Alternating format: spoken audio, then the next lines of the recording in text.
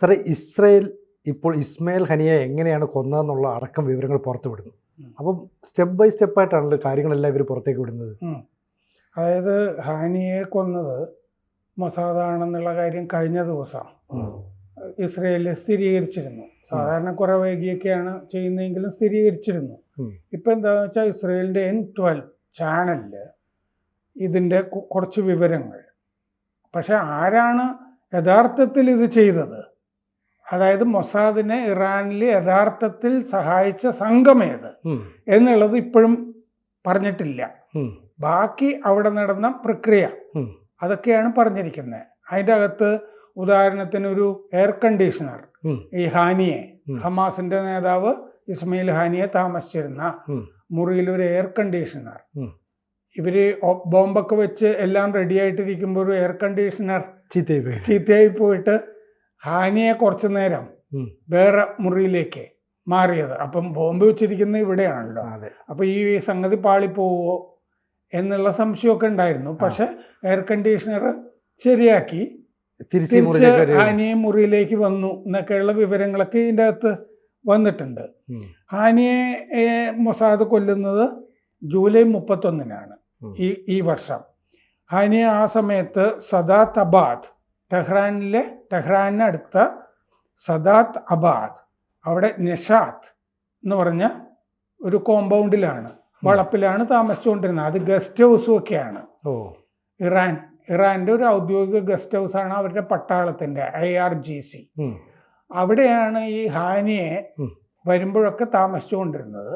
താമസിക്കുന്നത് സ്ഥിരമായിട്ട് ഒരേ മുറിയിലാണ് അവിടെ വരുമ്പോൾ. അപ്പം ഇത്രയും കാര്യങ്ങളൊക്കെ ശരിയായി വരുന്നത് കൊണ്ടാണ് കൃത്യതയോടുകൂടി ഇവിടെ വരും, വന്നു കഴിഞ്ഞാൽ ഇവിടെയാണ് താമസിക്കുക എന്നുള്ളത് കൊണ്ട്.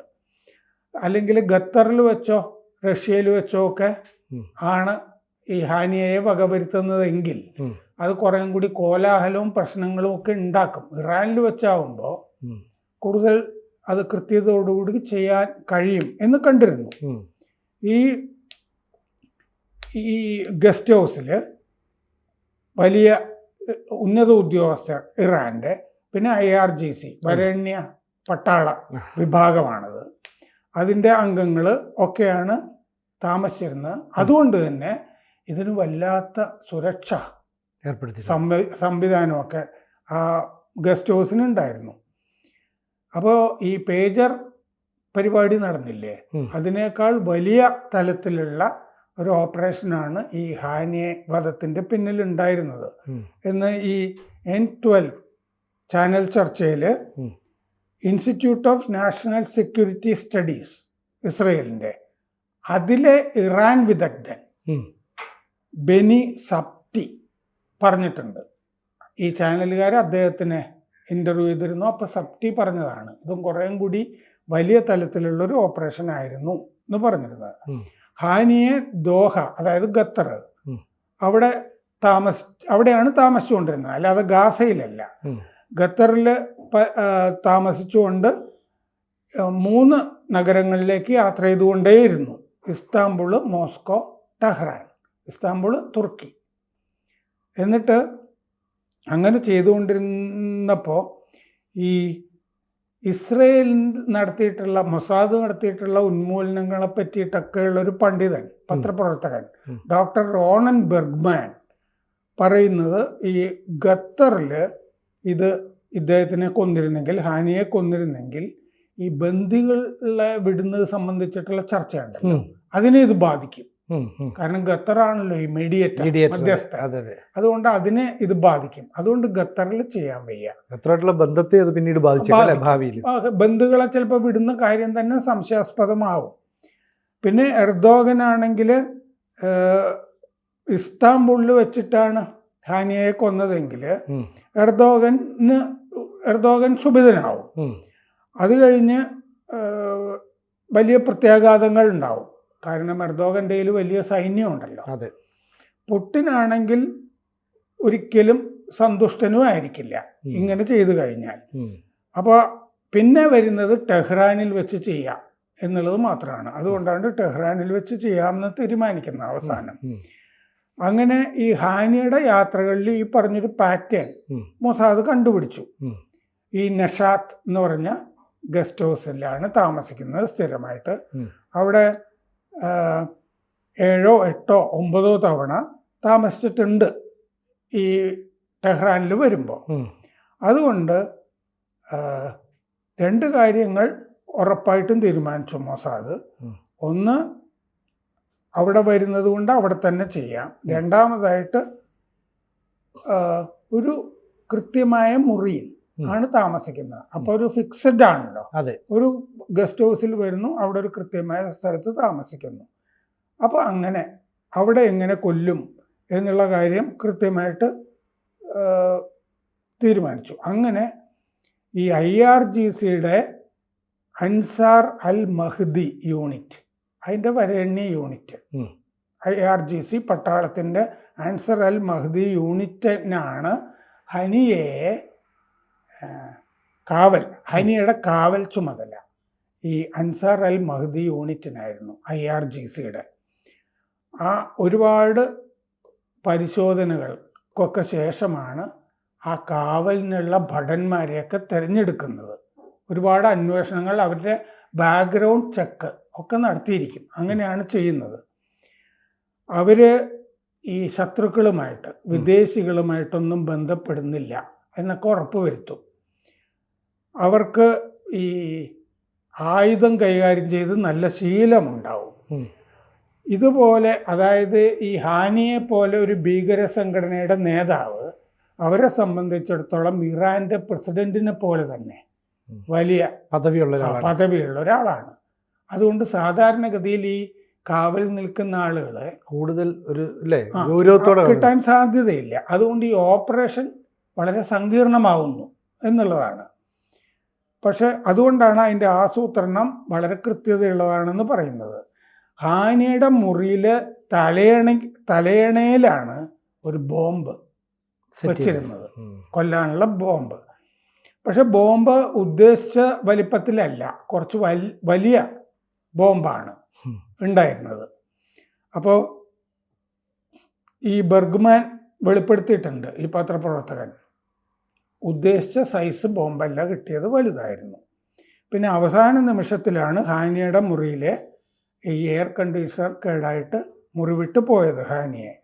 അപ്പോൾ അതുകൊണ്ട് ഇത് നടക്കുമോ എന്നുള്ള കാര്യം സംശയം വന്നു. അത് കഴിഞ്ഞ് എയർ കണ്ടീഷണർ ശരിയാക്കി തിരിച്ചു വന്നു. പുലർച്ചെ 1:30 ഈ സ്ഫോടനം നടന്നു ആ ഗസ്റ്റ് ഹൗസിൻ്റെ അകത്ത്. 1 മിനിറ്റ് കഴിഞ്ഞപ്പോൾ ഒരു ഡോക്ടർമാരുടെ സംഘം വന്നിട്ട് ഹാനിയെ കൊല്ലപ്പെട്ട കാര്യം സ്ഥിരീകരിച്ചു. ആ സമയത്ത് അവിടെ ഉണ്ടായിരുന്ന ഹമാസിൻ്റെ നേതാവ് ഖാലിൽ അൽ ഹയ്യ ഈ മുറിയിൽ വന്നു. മുറിയിൽ വന്നിട്ട് ഈ ഹാനിയെ കൊല്ലപ്പെട്ടത് തിരിച്ചറിഞ്ഞിട്ട് മറ്റേ ചോരയോടുകൂടി ചോര വാർന്ന് കിടക്കുന്നത് കണ്ടിട്ട് മുട്ടുകുത്തി ഇരുന്നു ഈ നേതാവ് ഖലീൽ അൽ ഹയ്യ. എന്നിട്ട് പൊട്ടിക്കരഞ്ഞു എന്ന് ബർഗ്മാൻ ഈ ചാനലിനോട് വെളിപ്പെടുത്തിയിട്ടുണ്ട്. അപ്പോൾ ഇതിൻ്റെ കൃത്യത, ഈ ഖുദ്സ് ഫോഴ്സ് ഇതുപോലെ ഇറാനിൽ വലിയ അമ്പരപ്പുണ്ടാക്കി, ഞെട്ടലുണ്ടാക്കി. പിന്നെ ഇത് ആരായിരിക്കും എന്നുള്ളതാണ്. 3 ഗ്രൂപ്പുകളെയാണ് സംശയിക്കാവുന്നതെന്ന് ബർഗ്മാൻ പറയുന്നുണ്ട്.